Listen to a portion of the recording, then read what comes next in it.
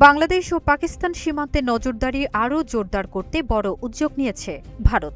অনুপ্রবেশ, চোরাচালান এবং সীমান্ত ঘেঁষা অপরাধ ঠেকাতে এবার স্মার্ট বর্ডার প্রকল্প চালুর ঘোষণা দিয়েছে দেশটির সরকার। এ প্রকল্পের আওতায় সীমান্ত জুড়ে ব্যবহার করা হবে ড্রোন, রাডার, স্মার্ট ক্যামেরা এবং আধুনিক নজরদারি প্রযুক্তি।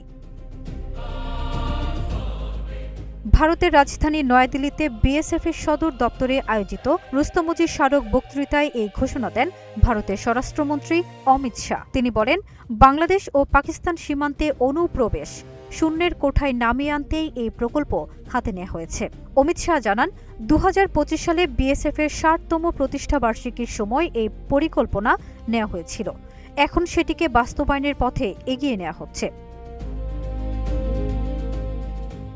ভারতের দাবি, নতুন এই প্রযুক্তি নির্ভর ব্যবস্থায় সীমান্তের যেকোনো নড়াচড়া দ্রুত শনাক্ত করা সম্ভব হবে। দিন-রাত নজরদারির পাশাপাশি সন্দেহজনক গতিবিধি পর্যবেক্ষণে ব্যবহার করা হবে আধুনিক সেন্সর ও আকাশপথের নজরদারি ব্যবস্থা। অনুষ্ঠানে অমিত শাহ আরও বলেন, সরকারের লক্ষ্য শুধু অনুপ্রবেশ ঠেকানো নয়, বরং যারা অবৈধভাবে ভারতে প্রবেশ করেছে তাদের শনাক্ত করে ব্যবস্থা নেওয়া। এ কারণে বিএসএফ সদস্যদের আধুনিক প্রযুক্তি ব্যবহারের বিশেষ প্রশিক্ষণও দেয়া হবে।